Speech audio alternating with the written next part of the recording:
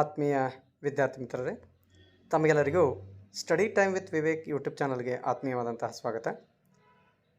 ಹಿಂದಿನ ನಮ್ಮ ವಿಡಿಯೋದಲ್ಲಿ ನಾವು ನಾಳೆ ನಡೀತಕ್ಕಂತಹ ದ್ವಿತೀಯ ಭಾಷೆ ಇಂಗ್ಲೀಷ್ನ ಒಂದೆರಡು ಅತಿ ಮುಖ್ಯವಾಗಿರತಕ್ಕಂತಹ ಮತ್ತು ನಾಳೆ ನಡೀತಕ್ಕಂತಹ ಇಂಗ್ಲೀಷ್ ಭಾಷೆಯ ಪರೀಕ್ಷೆಗೆ ಅತಿ ಸಹಾಯಕಾರಿಯಾಗತಕ್ಕಂತಹ ಎರಡು ಪ್ರಶ್ನೆ ಪತ್ರಿಕೆಗಳು ಮತ್ತು ಅವುಗಳ ಉತ್ತರಗಳನ್ನು ಸವಿವರವಾಗಿ ನಮ್ಮ ಚಾನಲ್ನಲ್ಲಿ ನಾವು ಹಾಕಿದ್ದೀವಿ. ಅದರ ಜೊತೆಗೆ ಪಾಸಿಂಗ್ ಪ್ಯಾಕೇಜನ್ನು ಸಹ ನಾವು ಹಾಕಿದ್ದೀವಿ. ಪಾಸಿಂಗ್ ಪ್ಯಾಕೇಜ್ ಪರೀಕ್ಷೆಗೆ ಅತಿ ಸಹಾಯಕಾರಿ ಆಗ್ತಕ್ಕಂಥದ್ದು. ಅದೇ ರೀತಿಯಾದಂತಹ ಪಾಸಿಂಗ್ ಪ್ಯಾಕೇಜನ್ನು ಒಳಗೊಂಡಿರತಕ್ಕಂತಹ ಇನ್ನೊಂದು ವಿಡಿಯೋವನ್ನು ನಾನು ಈಗ ತಮ್ಮ ಮುಂದೆ ಪ್ರಸ್ತುತಪಡಿಸ್ತಾ ಇದ್ದೀನಿ. ಇದು ಸಹ ನಾಳೆ ನಡೆಯತಕ್ಕಂತಹ ಇಂಗ್ಲೀಷ್ ಪರೀಕ್ಷೆಗೆ ತಮಗೆ ಅತಿ ಅನುಕೂಲವಾಗಿರ್ತಕ್ಕಂತಹ ಮತ್ತು ಯಾವ್ಯಾವ ಕಾನ್ಸೆಪ್ಟ್ಗೆ ಸಂಬಂಧಪಟ್ಟಂತೆ ಯಾವ ರೀತಿಯ ಪ್ರಶ್ನೆಗಳನ್ನು ಕೇಳ್ಬೋದು ಮತ್ತು ಆ ತಯಾರಿ ನೀವು ಮಾಡಿತಿರೋ ಇಲ್ವೋ ಅನ್ನುವಂಥದ್ದನ್ನು ನಾನು ಇವತ್ತೇ ನಿಮಗೆ ಒಂದೊಂದಾಗಿ ಹಂತವಾಗಿ ಹೇಳ್ತಾ ಹೋಗ್ತೀನಿ, ನೋಡ್ತಾ ಹೋಗಿ. ಯಾರ್ಯಾರು ಆ ವಿಷಯಗಳನ್ನು ತಯಾರಿ ಮಾಡ್ಕೊಂಡಿಲ್ಲ, ಆ ಕಾನ್ಸೆಪ್ಟ್ಸ್ಗಳನ್ನು ಮಕ್ಕಳು ತಯಾರಿ ಮಾಡ್ಕೋಬೇಕಾಗಿರ್ತಕ್ಕಂಥದ್ದು ಅತಿ ಅವಶ್ಯಕವಾಗಿದೆ. ಹಾಗಾದರೆ ಯಾರ್ಯಾರು ನಮ್ಮ ಚಾನಲನ್ನು ಇನ್ನೂವರೆಗೆ ಸಬ್ಸ್ಕ್ರೈಬ್ ಮಾಡ್ಕೊಂಡಿಲ್ಲ, ಸಬ್ಸ್ಕ್ರೈಬ್ ಮಾಡ್ಕೊಳ್ಳಿ ಮತ್ತು ಬೆಲ್ ಐಕಾನನ್ನು ಪ್ರೆಸ್ ಮಾಡೋದನ್ನು ಮಾತ್ರ ಮರಿಬೇಡಿ ಅಂತ ಹೇಳ್ತಾ ವಿಡಿಯೋನ ಆರಂಭ ಮಾಡೋಣ. ವಿಡಿಯೋ ಅತಿ ಶಾರ್ಟ್ ಆಗಿರಲಿದೆ ಮತ್ತು ಕಡಿಮೆ ಅವಧಿಯಲ್ಲಿ ಅತಿ ಹೆಚ್ಚಿನ ಅಂಶಗಳನ್ನು ನಾವು ಕವರ್ ಮಾಡಬೇಕಾಗಿರೋದ್ರಿಂದ ಸ್ವಲ್ಪ ಸ್ಪೀಡಾಗಿ ಏನು ಮಾಡ್ತಾ ಹೋಗ್ತೀನಿ, ವಿಷಯಗಳನ್ನು ತಿಳಿಸ್ತಾ ಹೋಗ್ತೀನಿ. ಮಕ್ಕಳು ಅದನ್ನು ನೋಟೌಟ್ ಮಾಡ್ತಾ ಹೋಗಬೇಕು ಅಂತ ಹೇಳ್ತಾ ವಿಡಿಯೋನ ಆರಂಭ ಮಾಡೋಣ. ಮುದ್ದು ಮಕ್ಕಳೇ, ಈ ಇಂಗ್ಲೀಷ್ ದ್ವಿತೀಯ ಭಾಷೆ ಏನು ಪರೀಕ್ಷೆ ಇದೆ, ಇದರಲ್ಲಿ ಬಹು ಆಯ್ಕೆ ಪ್ರಶ್ನೆಗಳು, 1 ಅಂಕದ ಪ್ರಶ್ನೆಗಳು, 2 ಅಂಕದ ಪ್ರಶ್ನೆಗಳು, 3 ಅಂಕದ ಪ್ರಶ್ನೆಗಳು, 4 ಅಂಕದ ಪ್ರಶ್ನೆಗಳು ಮತ್ತು ಲೆಟರ್ ರೈಟಿಂಗು ಮತ್ತು ಎಸ್ಸೆ ಏನು ಕ್ವಶನ್ಸ್ ಇದೆ, ಅದಕ್ಕೆ ಸಂಬಂಧಪಟ್ಟಂತೆ ಹಂತವಾಗಿ ನಾನು ನಿಮಗೆ ಅಂಶಗಳನ್ನು ಹೇಳ್ತಾ ಹೋಗ್ತೀನಿ. ಅದಕ್ಕೆ ತಕ್ಕಂತೆ ನೀವು ತಯಾರಿ ಮಾಡ್ಕೊಳ್ಳಿ ಅಂತ ಹೇಳ್ತಾ ಮೊದಲೇದು ನಿಮ್ಮ ಬಹು ಆಯ್ಕೆ ಪ್ರಶ್ನೆಗಳಲ್ಲಿ ಕ್ವಶನ್ ಟ್ಯಾಗ್ಗೆ ಸಂಬಂಧಪಟ್ಟಂತೆ 1 ಮಾರ್ಕ್ಸ್ ಒಂದು ಕ್ವಶನ್ ಇರುತ್ತೆ. If the statement is positive the question tag is negative. If the statement is negative then the question tag is positive. ಅಂದರೆ ನಿಮಗೆ ಒಂದನೇ ಕ್ವಶನ್ ಏನಿರುತ್ತೆ ಅಂದರೆ ಕ್ವಶನ್ ಟ್ಯಾಗ್ಗೆ ಸಂಬಂಧಪಟ್ಟಂತೆ ಇರುತ್ತೆ. ಆ ಕ್ವಶನ್ ಟ್ಯಾಗ್ ಯಾವ ರೀತಿ ಮಾಡಬೇಕು ಅಂತಂದರೆ, ನೀವು ಪ್ರಶ್ನೆ ನೀಡಲಾಗಿರ್ತದೆ, ಆ ಪ್ರಶ್ನೆಯಲ್ಲಿ ನೀಡಿರ್ತಕ್ಕಂತಹ ಒಂದು ಸೆಂಟೆನ್ಸು ಪಾಸಿಟಿವ್ ಸೆಂಟೆನ್ಸ್ ಆಗಿದ್ದರೆ ನೀವು ಮಾಡಬೇಕಾದಂತಹ ಕ್ವಶನ್ ಟ್ಯಾಗ್ ನೆಗೆಟಿವ್ ಆಗಿರುತ್ತೆ. ಮತ್ತು ನೀವು ನೀಡಿರ್ತಕ್ಕಂತಹ ಏನು ಸೆಂಟೆನ್ಸ್ ಇದೆ ಅದು ನೆಗೆಟಿವ್ ಸೆಂಟೆನ್ಸ್ ಆಗಿದ್ದರೆ ನೀವು ನೀಡ್ತಕ್ಕಂತಹ ಕ್ವಶನ್ ಟ್ಯಾಗು ಪಾಸಿಟಿವ್ ಆಗಬೇಕು. ಯಾವ ರೀತಿ ಇರಬೇಕು ಅನ್ನುವಂಥದ್ದನ್ನು ಕೆಲವೊಂದಷ್ಟು ಎಕ್ಸಾಂಪಲ್ಸ್ಗಳನ್ನು ಇಲ್ಲಿ ನೀಡಲಾಗಿದೆ. Choose the appropriate question tag and fill the blank. The children are playing in the garden. This is the positive sentence. ಇದಕ್ಕೆ ಸಂಬಂಧಪಟ್ಟಂತೆ ನಾವು ಇಲ್ಲಿ ನೆಗೆಟಿವ್ ಆಗಿ ಕ್ವಶನ್ ಟ್ಯಾಗ್ ಮಾಡಬೇಕಾಗತ್ತೆ, ಆರಂಟದೆ ಅಂಥೇಳಿ. ಅದೇ ರೀತಿಯಾಗಿ ಇನ್ನೊಂದು ಉದಾಹರಣೆಯನ್ನು ನೋಡೋಣ. ನೆಗೆಟಿವ್ ಟು ಪಾಸಿಟಿವ್ ಸೆಂಟೆನ್ಸ್ ಅಂತ. She didn't weep. ನೋಡ್ರಿ, ಇದು ನೆಗೆಟಿವ್ ಸೆಂಟೆನ್ಸ್ ಆಗಿದೆ. ಇದಕ್ಕೆ ಸಂಬಂಧಪಟ್ಟಂತೆ ನಾವು ಡಿಡ್ ಶಿ ಅಂಥೇಳಿ ಪಾಸಿಟಿವ್ ಆಗಿ ಅದನ್ನು ಕನ್ವರ್ಟ್ ಮಾಡಬೇಕಾಗತ್ತೆ. ಇದಕ್ಕೆ ಸಂಬಂಧಪಟ್ಟಂತೆ ಪರೀಕ್ಷೆಯಲ್ಲಿ ಒಂದು ಕ್ವಶನ್ ಗ್ಯಾರಂಟಿ ಇರುತ್ತೆ. ಆದ್ದರಿಂದ ಕ್ವಶನ್ ಟ್ಯಾಗ್ ಅನ್ನುವಂಥದ್ದು ಏನಿದೆ ಇದು 1 ಮಾರ್ಕ್ಸಿಗೆ ಬರ್ತಕ್ಕಂತಹ ಅತಿ ಇಂಪಾರ್ಟೆಂಟ್ ಆಗಿರ್ತಕ್ಕಂಥ ಒಂದು ಕ್ವಶನ್. ನೆಕ್ಸ್ಟ್ ಕ್ವಶನ್ ಬಂದು ಏನಾಗುತ್ತೆ ಅಂತಂದರೆ ಲ್ಯಾಂಗ್ವೇಜ್ ಫಂಕ್ಷನ್ ಮೇಲೆ ಒಂದು ಕ್ವಶನ್ ಕೇಳಲಾಗುತ್ತೆ. Choose the language function of the underlined sentence ಅಂತ ಹೇಳಿ. ಲ್ಯಾಂಗ್ವೇಜ್ ಫಂಕ್ಷನ್ಸ್ ಯಾವ್ಯಾವುದಕ್ಕೆ ಸಂಬಂಧಪಟ್ಟಂತೆ ಇರ್ಬೋದು ಅಂತಾರೆ, ರಿಕ್ವೆಸ್ಟ್ಗೆ ಸಂಬಂಧಪಟ್ಟಂತೆ ಇರ್ಬೋದು, ಆಫರಿಂಗ್ ಹೆಲ್ಪ್ ಇರ್ಬೋದು, ಆರ್ಡರ್ಗೆ ಸಂಬಂಧಪಟ್ಟಂತೆ ಇರ್ಬೋದು, ಸೀಕಿಂಗ್ ಪರ್ಮಿಷನ್ ಇರ್ಬೋದು, ಗಿವಿಂಗ್ ಪರ್ಮಿಷನ್ ಇರ್ಬೋದು, ಎಬಿಲಿಟಿಗೆ ಸಂಬಂಧಪಟ್ಟಂತೆ ಇರ್ಬೋದು, ಗ್ರ್ಯಾಟಿಟ್ಯೂಡ್ಗೆ ಸಂಬಂಧಪಟ್ಟಂತೆ ಇರ್ಬೋದು, ಓಬೇಗೆ ಸಂಬಂಧಪಟ್ಟಂತೆ ಇರ್ಬೋದು, ಅಡ್ವೈಸ್ ಸಂಬಂಧಪಟ್ಟಂತೆ ಇರ್ಬೋದು, ಗಿವಿಂಗ್ ಡೈರೆಕ್ಷನ್ಗೆ ಸಂಬಂಧಪಟ್ಟಂತೆ ಇರ್ಬೋದು. ಹಾಗಾದರೆ ಆಯಾ ವಿಷಯಕ್ಕೆ ಸಂಬಂಧಪಟ್ಟಂತೆ ಯಾವ ರೀತಿಯಾಗಿ ನಾವು ಕ್ವಶನನ್ನು ಹಾಕ್ಬೋದು ಅನ್ನುವಂಥದ್ದು ನೋಡಿರಿ. ರಿಕ್ವೆಸ್ಟಿಂಗ್ಗೆ ಒಂದು ಸಂಬಂಧಪಟ್ಟಂತೆ ಮಲ್ಟಿಪಲ್ ಚಾಯ್ಸ್ ಕ್ವೆಶನ್ದಲ್ಲಿ ಏನು ಕೇಳ್ಬೋದು ಅಂತಂದರೆ, can you please give me your notes ಅಂತ ಇರುತ್ತೆ. ಅದಕ್ಕೆ ಸಂಬಂಧಪಟ್ಟಂತೆ ಆಯ್ಕೆಯಲ್ಲಿ ನೀಡಲಾಗಿರುತ್ತೆ ರಿಕ್ವೆಸ್ಟಿಂಗು, ಆಫರಿಂಗ್ ಹೆಲ್ಪು, ಆರ್ಡರು ಮತ್ತು ಸೀಕಿಂಗ್ ಪರ್ಮಿಷನ್. ಇವುಗಳಲ್ಲಿ ಸರಿಯಾದ ಆಯ್ಕೆ ಯಾವುದು ಅಂತ ಕೇಳಿದಾಗ ರಿಕ್ವೆಸ್ಟಿಂಗ್ ಅಂತ ಹೇಳಿ ನಾವು ಆಯ್ಕೆಯಲ್ಲಿ ಬರೀಬೇಕಾಗತ್ತೆ. ಈ ರೀತಿಯಾಗಿ ಲ್ಯಾಂಗ್ವೇಜ್ ಫಂಕ್ಷನ್ನು 1 ಮಾರ್ಕ್ಸ್ಗೆ ಬರ್ತಕ್ಕಂತಹ ಸಾಧ್ಯತೆ ಇರುತ್ತೆ ಅನ್ನೋದಕ್ಕಿಂತ 100% ಆಗಿ ಲ್ಯಾಂಗ್ವೇಜ್ ಫಂಕ್ಷನ್ ಬಂದೇ ಬರುತ್ತೆ. ಹಾಗಾದರೆ ಇದು ಸಹ 1 ಮಾರ್ಕಿಗೆ ನಾವು ಟಿಕ್ ಮಾಡ್ಕೊಳ್ಬೇಕಂತ ಅಂಶ. ಇನ್ನೊಂದು ಇನ್ಫಿನಿಟಿವ್ಗೆ ಸಂಬಂಧಪಟ್ಟಂತೆ 1 ಮಾರ್ಕ್ಸ್ ಕ್ವಶನ್ ಬರುತ್ತೆ. Read the given conversation and choose the correct infinitive ಅಂತ ಹೇಳಿ. ಒಂದು ಎಕ್ಸಾಂಪಲ್ ಇಲ್ಲಿ ನೋಡ್ಬೋದು. Rakshita, hello Rajeshwari, where did you go yesterday? Rajeshwari, I went to Mysuru to see my uncle. So ಇಲ್ಲಿ ನೀಡಿರ್ತಕ್ಕಂಥ ಇನ್ಫಿನಿಟಿವ್ ಯಾವುದಪ್ಪ ಅಂತಂದ್ರೆ ಟು ಸಿ ಅಂತಕ್ಕಂಥದ್ದು. ಅಂದರೆ ಇನ್ಫಿನಿಟಿವ್ಗೆ ಸಂಬಂಧಪಟ್ಟಂತೆ 1 ಮಾರ್ಕ್ಸು 100% ಆಗಿ ನಿಮ್ಮ ಎಕ್ಸಾಮ್ಸ್ನಲ್ಲಿ ಕೇಳ್ತಾರೆ ಅಂದಂಗಾಯಿತು. ಇನ್ನು ಇಫ್ ಕ್ಲಾಸ್ ಮತ್ತು ವುಡ್ ಹ್ಯಾವ್ ಅಂತಕ್ಕಂತಹ ಏನು ಕ್ಲಾಸಸ್ ಇವೆ ಇವುಗಳಿಗೆ ಸಂಬಂಧಪಟ್ಟಂತೆ ಕ್ವಶನ್ಸ್ ಕೇಳುವಂಥ ಸಾಧ್ಯತೆ ಇರುತ್ತೆ. So Vinutha, hello Sushila, you are a bit down today. Sushila, yes Vinutha, we have lost the cricket match by just 2 runs. So Vinutha ಹೇಳ್ತಾನೆ, if your team had selected 1 more fast bowler your team dash won the match. So would have ಅಂತಕ್ಕಂತಹ ಏನು class ಇದೆ ಅದನ್ನು use ಮಾಡಿ ನಾವು ಏನು ಮಾಡ್ಬೋದು, ಇದನ್ನು ಆನ್ಸರನ್ನು ಫಿಲಪ್ ಮಾಡ್ಬೋದು. ಅಂದರೆ ಕ್ಲೌಸ್ಗೆ ಸಂಬಂಧಪಟ್ಟಂತೆ 1 ಮಾರ್ಕ್ಸ್ ಕ್ವಶನ್ನು ಬರ್ತದೆ. ಓಕೆ. ಸೊ ನೆಕ್ಸ್ಟ್ ಸಿಲೆಬಲ್ಸ್ಗೆ ಸಂಬಂಧಪಟ್ಟಂತೆ 1 ಮಾರ್ಕ್ಸ್ ಕ್ವಶನ್ ಬರ್ತದೆ. Which of the following words has 1 syllables. ನೋಡಿರಿ, ಇಲ್ಲಿ ನೀಡಿರ್ತಕ್ಕಂಥವುಗಳನ್ನು ತಾವು ನೋಡ್ಬೋದು. 1 syllable ಇರ್ತಕ್ಕಂತಹ ವರ್ಡ್ಸ್ ಯಾವಿವೆ ಅಥವಾ 2 syllables ಇರ್ತಕ್ಕಂತಹ ವರ್ಡ್ಸ್ ಯಾವಿವೆ ಅಂತಕ್ಕಂಥದ್ದು. ಸೊ ಇವೆಲ್ಲಗಳನ್ನ ನೋಡಿಕೊಂಡು ಸಿಲೆಬಲ್ಸ್ಗೆ ಸಂಬಂಧಪಟ್ಟಂತೆ 1 ಮಾರ್ಕ್ಸ್ ಕ್ವಶನ್ನು ಎಕ್ಸಾಮ್ಸ್ನಲ್ಲಿ ಬಂದೇ ಬರುತ್ತೆ. ಸೊ ಇನ್ನು ಕೊಲೊಕೇಶನ್ಗೆ ಸಂಬಂಧಪಟ್ಟಂತೆ 1 ಮಾರ್ಕ್ಸ್ ಕ್ವಶನ್ ಬರುತ್ತೆ. Combine the word in column A with collocative word in column B ಅಂತಕ್ಕಂಥದ್ದು. ಸೊ ಎ ಕಾಲಮ್ನಲ್ಲಿ ಒಂದು ವರ್ಡ್ ಕೊಟ್ಟಿರ್ತಾರೆ, ಅದಕ್ಕೆ ಸಂಬಂಧಪಟ್ಟಂತೆ ಬಿ ಕಾಲಮ್ದಲ್ಲಿ 4 ವರ್ಡ್ಸ್ಗಳನ್ನು ಕೊಟ್ಟಿರ್ತಾರೆ, ಅದರೊಳಗೆ ಸರಿಯಾದನ್ನು ಆರಿಸಿ ನಾವು ಬರೀಬೇಕಾಗತ್ತೆ. ಸೊ ಹಾಗಾದರೆ ನೋಡೋಣ ಒಂದು ಎಕ್ಸಾಂಪಲ್. ಮಾರ್ಚ್ ಅಂತಕ್ಕಂಥ ಒಂದು ವರ್ಡ್ ಇದೆ, ಅದಕ್ಕೆ ಸಂಬಂಧಪಟ್ಟಂತೆ 4 ಆಯ್ಕೆಗಳನ್ನು ನೀಡಲಾಗಿದೆ. ಫಸ್ಟು, ಲಾಂಗು, ಪಾಸ್ಟು, ಲಾಸ್ಟು ಅಂತಕ್ಕಂಥದ್ದು. ಹೌದಾ? ಸೊ ಮಾರ್ಚ್ ಪಾಸ್ಟ್ ಅನ್ನುವಂಥದ್ದು ಏನು ವರ್ಡ್ ಇದೆ, this is the collocative word with respect to march ಅಂತಕ್ಕಂಥದ್ದು. ಇನ್ನು ಫಾಸ್ಟ್ ಅನ್ನೋದಕ್ಕೆ ಫಾಸ್ಟ್ ಫುಡ್ ಅನ್ನುವಂಥದ್ದು, ಫ್ರೀಡಮ್ ಅನ್ನೋದಕ್ಕೆ ಫ್ರೀಡಮ್ ಫೈಟರ್ ಅಂತಕ್ಕಂಥದ್ದು. These are the collocative words ಅಂತ ಹೇಳಿ ಕರೀತಾರೆ. ಇದು ಸಹ 1 ಮಾರ್ಕ್ಸ್ಗೆ 100% ಆಗಿ ಬರುತ್ತೆ. So these are the collocative words examples ಇವೆಲ್ಲ. ಸೊ ಮಕ್ಕಳು ಇವುಗಳೆಲ್ಲವುಗಳನ್ನು ಚೆನ್ನಾಗಿ ನೋಡ್ಕೊಳ್ಬೇಕು. Okay. So next 1 marks question ಸಂಬಂಧಪಟ್ಟಂತೆ ಇನ್ನೊಂದು ಕ್ವಶನ್ ಬರುತ್ತೆ, ಅದು ಪಾರ್ಟ್ಸ್ ಆಫ್ ಸ್ಪೀಚ್ಗೆ ಸಂಬಂಧಪಟ್ಟಂಥದ್ದು. ಸೊ 1 ಮಾರ್ಕ್ಸಿಗೆ ಕ್ವಶನ್ ಬರುತ್ತೆ, ನೌನು, ಅಡ್ಜೆಕ್ಟಿವ್, ಅಡ್ವರ್ಬು, ವರ್ಬು. ಹೌದಾ? ಸೊ ಈ ಎಲ್ಲ ಅಂಶಗಳಿಗೆ ಸಂಬಂಧಪಟ್ಟಂತೆ ಪಾರ್ಟ್ಸ್ ಆಫ್ ಸ್ಪೀಚ್ನಲ್ಲಿ ಒಂದು ಕ್ವಶನ್ ಕೇಳಿರ್ತಾರೆ. ಫಾರ್ ಎಕ್ಸಾಂಪಲ್ ಎಂಥದ್ದು ಅಂತಂದ್ರೆ, ಪ್ರಾಕ್ಟೀಸ್ ಮೇಕ್ಸ್ ಅಸ್ ಪರ್ಫೆಕ್ಟ್ ಅಂತಕ್ಕಂಥದ್ದು. ಸೊ ಬ್ಯೂಟಿ ಈಸ್ ಟ್ರುತ್ ಅಂತಕ್ಕಂಥದ್ದು. ಹೀ ಲವ್ಸ್ ಆನೆಸ್ಟಿ ಅಂತಕ್ಕಂಥದ್ದು. So this are the examples. ಹೌದಾ? So example, Ravi, Davanagere, tiger, pen, happiness, childhood, wisdom, childish, truth, bravery.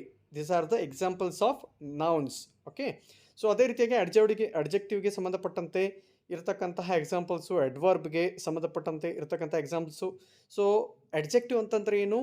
So ನಾವು ನನ್ನ ವರ್ಣನೆ ಮಾಡ್ತಕ್ಕಂತಹ ಏನಿದೆ ಅದಕ್ಕೆ ಅಡ್ಜೆಕ್ಟಿವ್ ಅಂತೀವಿ. ಅಡ್ವರ್ಬ್ ಅಂತಂದರೆ ವರ್ಬನ್ನು ಶೈನ್ ಮಾಡ್ತಕ್ಕಂತಹ ಏನು ವರ್ಡ್ಸ್ ಇದೆ ಅವುಗಳಿಗೆ ಅಡ್ವರ್ಬ್ ಅಂತ ಹೇಳಿ ಕರಿತೀವಿ. ವರ್ಬ್ ಅಂತಂದರೆ ಕ್ರಿಯೆ ಅಂತ ಹೇಳಿ ಕರಿತೀವಿ. So these are the examples of parts of speech. Parts of ಸ್ಪೀಚ್ಗೆ ಸಂಬಂಧಪಟ್ಟಂತೆ 1 ಅಂಕ ಗ್ಯಾರಂಟಿ 100% ನಾಳಿನ ಎಕ್ಸಾಮ್ಸ್ನಲ್ಲಿ ಬಂದೇ ಬರುತ್ತೆ. ಆದ್ದರಿಂದ ಮಕ್ಕಳು ಇದನ್ನು ಚೆನ್ನಾಗಿ ತಯಾರಿ ಮಾಡ್ಕೊಳ್ಳಿ. ಓಕೆ. ಸರಿ, ನೆಕ್ಸ್ಟ್ ನೋಡ್ರಿ, tense form of the verb 1 ಮಾರ್ಕ್ಸಿಗೆ ಕೇಳ್ತಾರ. ಸೊ ಚೇತನ್ ಡ್ಯಾಶ್ ಅಂತ ಇರ್ತದೆ.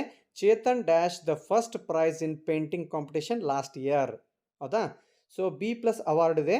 ಸೊ ಇದನ್ನು ಟೆನ್ಸ್ ಫಾರ್ಮನ್ನು, ಸರಿಯಾದ ಟೆನ್ಸ್ ಫಾರ್ಮನ್ನು ಇಲ್ಲಿ ಯೂಸ್ ಮಾಡಿ ನಾವು ಬರೀಬೇಕಾಗುತ್ತೆ. ಲಾಸ್ಟ್ ಇಯರ್ ಅಂತ ಅಂದಿದ್ದಾರೆ ಅಂದರೆ ಭೂತಕಾಲದಲ್ಲಿ, ಹೋದ ವರ್ಷ ಅವನು ಆ ಪೇಂಟಿಂಗ್ನಲ್ಲಿ ಕಾಂಪಿಟೇಷನಲ್ಲಿ ಫಸ್ಟ್ ಪ್ರೈಸ್ ತೆಗೆದುಕೊಂಡಿದ್ದಾನೆ. ಹೋದ ವರ್ಷ ಅಂತಂದರೆ ಸೊ ಅದು ಭೂತಕಾಲ ಆಗೋದ್ರಿಂದ ಇಲ್ಲಿ ಬಿ ಇದ್ದದ್ದು ವಾಸ್ ಆಗುತ್ತೆ ಮತ್ತು ಅವಾರ್ಡ್ ಇದ್ದದ್ದು ಅವಾರ್ಡೆಡ್ ಆಗುತ್ತೆ. ನೋಡ್ರಿ, ಇಲ್ಲಿ ಚೇತನ್ ಬಿ ಇದೆಯಲ್ಲ, ಇದು ವಾಸ್ ಆಗುತ್ತೆ. ಯಾಕಂತಂದರೆ ಭೂತಕಾಲದಲ್ಲಿದೆ. ಲಾಸ್ಟ್ ಇಯರ್ ಅಂತಂದರೆ ಹೋದ ವರ್ಷ ಆಗಿರ್ತಕ್ಕಂಥ ಕಾಂಪಿಟೇಷನ್ ಇದೆಯಲ್ಲ, ಸೊ ಅದರ ಸಲುವಾಗಿ ಬಿ ಬದಲು ಏನಾಗುತ್ತೆ, ವಾಸ್ ಆಗುತ್ತೆ. ಮತ್ತು ಅವಾರ್ಡ್ ಇದ್ದು ಭೂತಕಾಲವಾಗಿ ಪರಿವರ್ತನೆಯಾಗಿ ಅವಾರ್ಡೆಡ್ ಆಗಿರುತ್ತೆ. ಸೊ ಈ ರೀತಿಯಾಗಿ ಟೆನ್ಸ್ ಫಾರ್ಮನ್ನು ಯೂಸ್ ಮಾಡಿಕೊಂಡು ವರ್ಬನ್ನು ಬದಲಾವಣೆ ಮಾಡಿ ಬರೀತಕ್ಕಂತಹ ಏನು ಕ್ವಶನ್ಸ್ ಇರುತ್ತೆ ಅದಕ್ಕೆ ಸಂಬಂಧಪಟ್ಟಂತೆ 1 ಮಾರ್ಕ್ಸ್ 100% ಬಂದೇ ಬರುತ್ತೆ. ಇನ್ನು ಆರ್ಟಿಕಲ್ಸ್ಗೆ ಸಂಬಂಧಪಟ್ಟಂತೆ ಎ ಆ್ಯನ್ ಯೂಸ್ ಮಾಡಿಕೊಂಡು ಸೊ ಫಿಲ್ ಇನ್ ದ ಬ್ಲ್ಯಾಂಕನ್ನು ಬರೆಯೋದು ಮತ್ತು ದ ಅನ್ನು ಯೂಸ್ ಮಾಡ್ಕೊಂಡು ಬರೆಯುತ್ತೆ.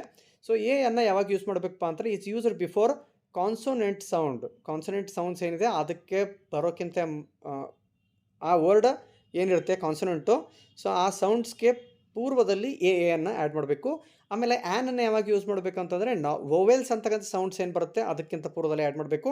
ದ ಅನ್ನು ಯಾವಾಗ ಯೂಸ್ ಮಾಡಬೇಕಪ್ಪ ಅಂತಂದರೆ, before superlative degree, names of rivers, mountains, seas, oceans, islands, sacred books, known buildings, unique things and earth, the sun, the moon, the sky. So ಇಂತಹ ಏನು ವರ್ಡ್ಸ್ ಬರುತ್ತೆ, ಸೊ ಎಲ್ಲ ವರ್ಡ್ಸ್ಗಳಿಗೆ ಮೊದಲೇದಾಗಿ ದ ಅನ್ನು ನಾವು ಆ್ಯಡ್ ಮಾಡಬೇಕು. ಫಾರ್ ಎಕ್ಸಾಂಪಲ್ ಇಲ್ಲಿ ಎಕ್ಸಾಂಪಲ್ಸನ್ನು ನೀಡಲಾಗಿದೆ.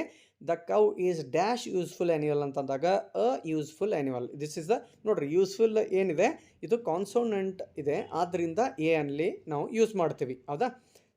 ಮೌಂಟ್ ಎವರೆಸ್ಟ್ ಎಲ್ಲರಿಗೆ ಗೊತ್ತಿರತಕ್ಕಂತಹ ಒಂದು ಮೌಂಟ್ ಎವರೆಸ್ಟ್ ಅದು. ಆದ್ದರಿಂದ ಯಾವುದು ವಸ್ತುಗಳ ಬಗ್ಗೆ ನಮಗೆ ತಿಳಿದಿದೆಯೋ ಅವಾಗ ನಾವು ಅದನ್ನು ದ ಅಂತ ಯೂಸ್ ಮಾಡಬೇಕು. The Mount Everest is the highest peak in the world, ನಮಗೆ ತಿಳಿದಿದೆ ಅದು. ಸೊ ಅದೇ ರೀತಿಯಾಗಿ ಆ್ಯನ್ಗೆ ಸಂಬಂಧಪಟ್ಟಂತೆ ಒಂದು ಎಕ್ಸಾಂಪಲ್ ನೋಡೋಣ. ಭುವನ ನೋಡ್ರಿ, 11th ಏನಿದೆ, ಭುವನ ಈಸ್ ಆನೆಸ್ಟ್ ಲೇಡಿ ಅಂತಿದೆ. ಆನೆಸ್ಟ್ನಲ್ಲಿ ಎ ಅಂತ ನಾನು ಪ್ರೊನೌನ್ಸಿಯೇಷನ್ ಮಾಡ್ತಾ ಇದ್ದೀನಿ, ಹಾನೆಸ್ಟ್ ಅಂತ ಪ್ರೊನೌನ್ಸ್ ಮಾಡ್ತಾ ಇಲ್ಲ, ಆನೆಸ್ಟ್ ಅಂತ ಪ್ರೊನೌನ್ಸ್ ಮಾಡ್ತಾ ಇದ್ದೀನಿ. ಸೊ ಆನೆಸ್ಟ್ ಅಂತ ಪ್ರೊನೌನ್ಸ್ ಮಾಡಿದಾಗ ಎ ಅನ್ನುವಂಥ ಶಬ್ದ ಬರೋದ್ರಿಂದ, ಓವೆಲ್ಸ್, ಎ ಅನ್ನೋದೊಂದು ಓವೆಲ್ ಅಲ್ಲ, ಸೊ ಎ ಅನ್ನುವಂಥ ಶಬ್ದ ಉಚ್ಚಾರಣೆ ಆಗೋದ್ರಿಂದ ಅಲ್ಲಿ ನಾನು ಆ್ಯನ್ ಅಂತಕ್ಕಂಥದ್ದನ್ನು ಆ್ಯಡ್ ಮಾಡಬೇಕಾಗುತ್ತೆ. ಸೊ ಈ ರೀತಿಯಾಗಿ ನಾವು ಆರ್ಟಿಕಲ್ಸ್ಗಳನ್ನು ಯೂಸ್ ಮಾಡಿಕೊಂಡು ಬರೀತಕ್ಕಂತಹ ಕ್ವಶನ್ನು 100% ನಾಳೆ ಎಕ್ಸಾಮ್ನಲ್ಲಿ ಬಂದೇ ಬರುತ್ತೆ 1 ಮಾರ್ಕ್ಸಿಗೆ.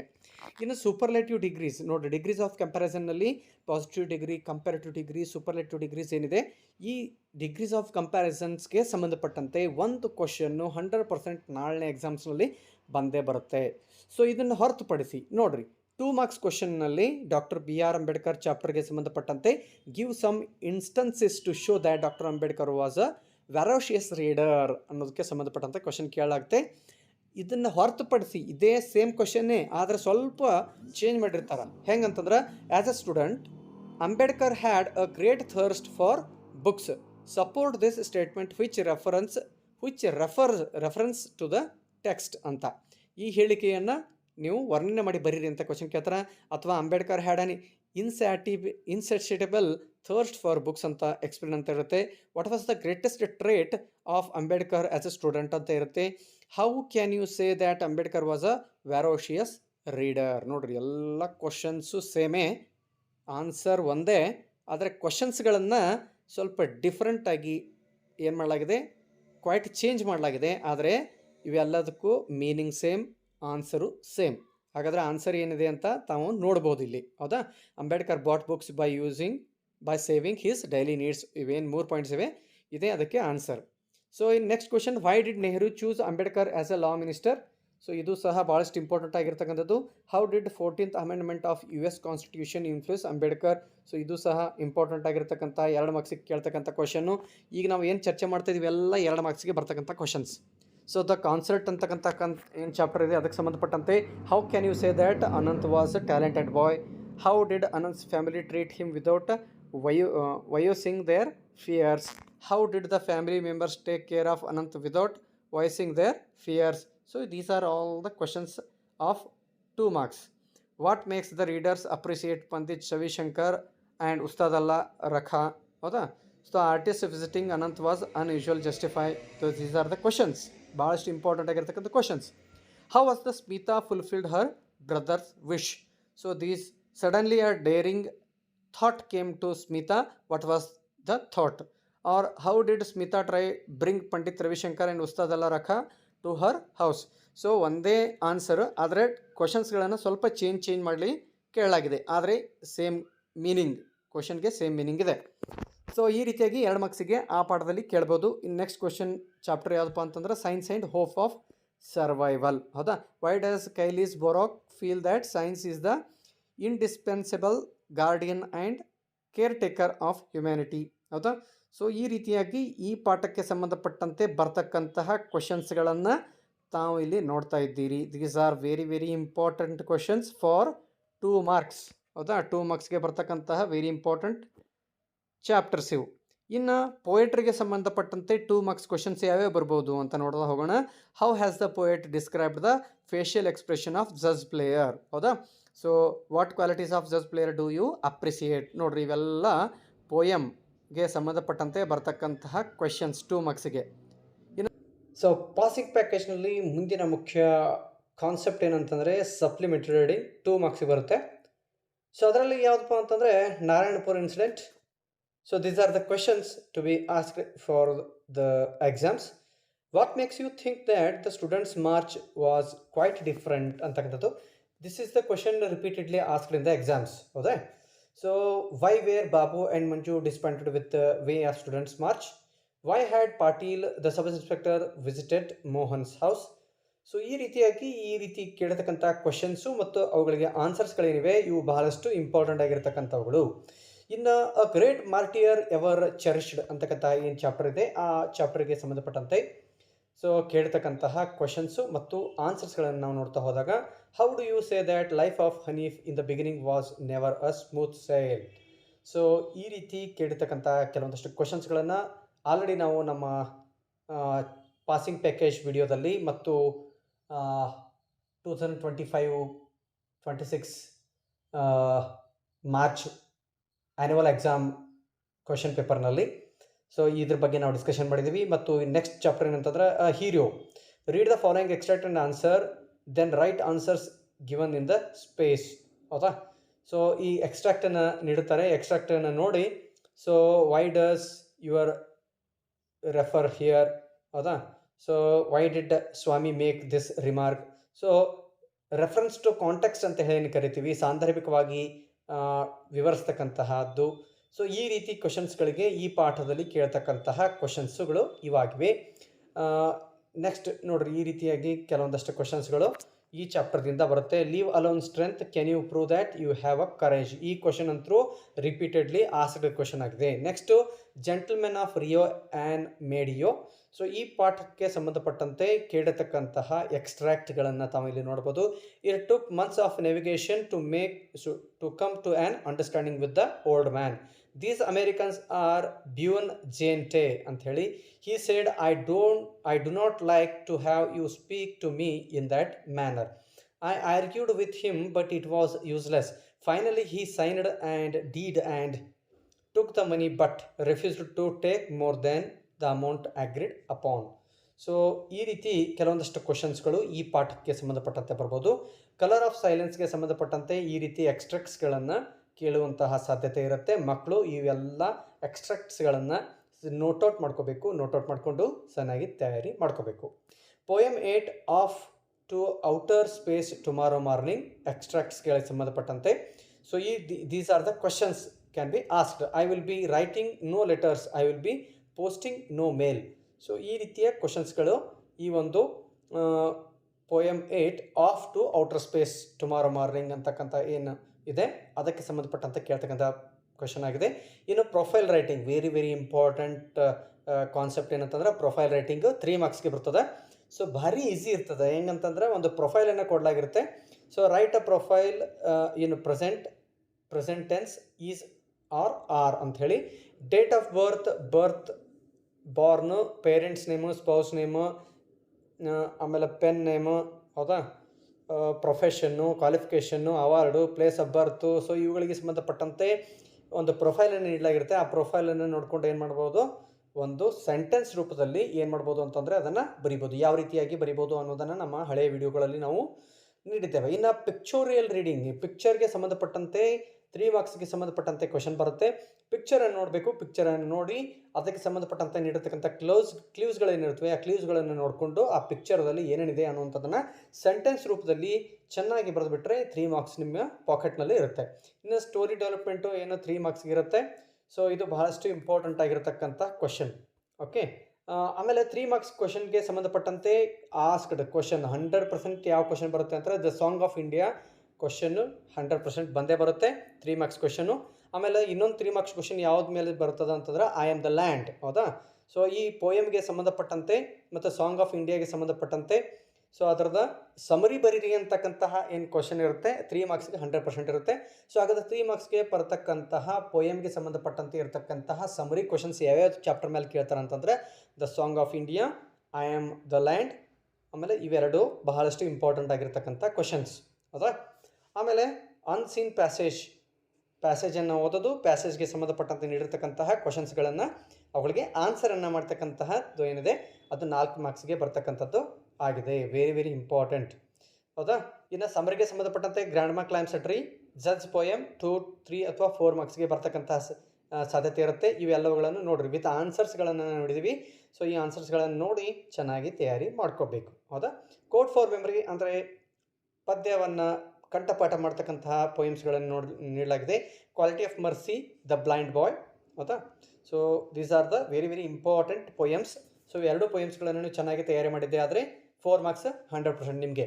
ಇನ್ನು ಎಸ್ಸೆ ರೈಟಿಂಗ್ನಲ್ಲಿ ಭಾಳಷ್ಟು ಇಂಪಾರ್ಟೆಂಟಾಗಿ ರಿಪೀಟೆಡ್ ಆಗಿ ಕೇಳ್ತಕ್ಕಂತಹ ಒಂದು ಎಸ್ಸೆ ಯಾವುದಂತಂದ್ರೆ ಪೊಲ್ಯೂಷನ್ಗೆ ಸಂಬಂಧಪಟ್ಟಂತೆ ಅದು ಎನ್ವಿರಾನ್ಮೆಂಟಲ್ ಪೊಲ್ಯೂಷನ್ ಕೇಳ್ಬೋದು, ಏರ್ ಪೊಲ್ಯೂಷನ್ ಕೇಳ್ಬೋದು, ವಾಟರ್ ಪೊಲ್ಯೂಷನ್ ಕೇಳ್ಬೋದು, ನಾಯ್ಸ್ ಪೊಲ್ಯೂಷನ್ ಕೇಳ್ಬೋದು, ಸಾಯಿಲ್ ಪೊಲ್ಯೂಷನ್ ಕೇಳ್ಬೋದು. ಯಾವ ಬೇಕಾದ ಒಂದು ಪೊಲ್ಯೂಷನ್ಗೆ ಎನ್ವಿರಾನ್ಮೆಂಟ್ಗೆ ಸಂಬಂಧಪಟ್ಟಂತೆ ಒಂದು ಫಿಕ್ಸ್ಡ್ ಆಗಿರತಕ್ಕಂತಹ ಒಂದು ಎಸ್ಸೆ ಇದ್ದೇ ಇರುತ್ತೆ.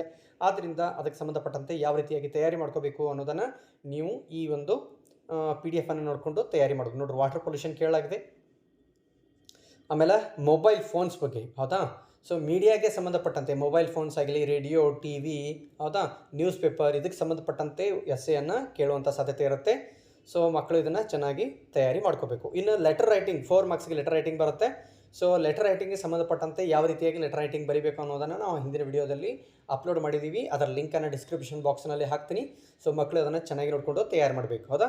ಸೊ ಪರ್ಸ್ನಲ್ ಲೆಟರ್ ಬರುತ್ತೆ ಮತ್ತು ಆಫಿಷಿಯಲ್ ಲೆಟರ್ಸ್ ಬರುತ್ತೆ. ಯಾವುದಾದ್ರೂ ಒಂದು ಲೆಟರ್ ಬರೆದ್ರೆ ನಿಮಗೆ 4 ಮಾರ್ಕ್ಸ್ ನಿಮಗೆ ಫಿಕ್ಸ್ ಆಗಿರತಕ್ಕಂತಹ ಮಾರ್ಕ್ಸ್ ಸಿಗುತ್ತೆ. ಸೊ ಲೆಟರ್ ರೈಟಿಂಗ್ಗೆ 5 ಮಾರ್ಕ್ಸ್.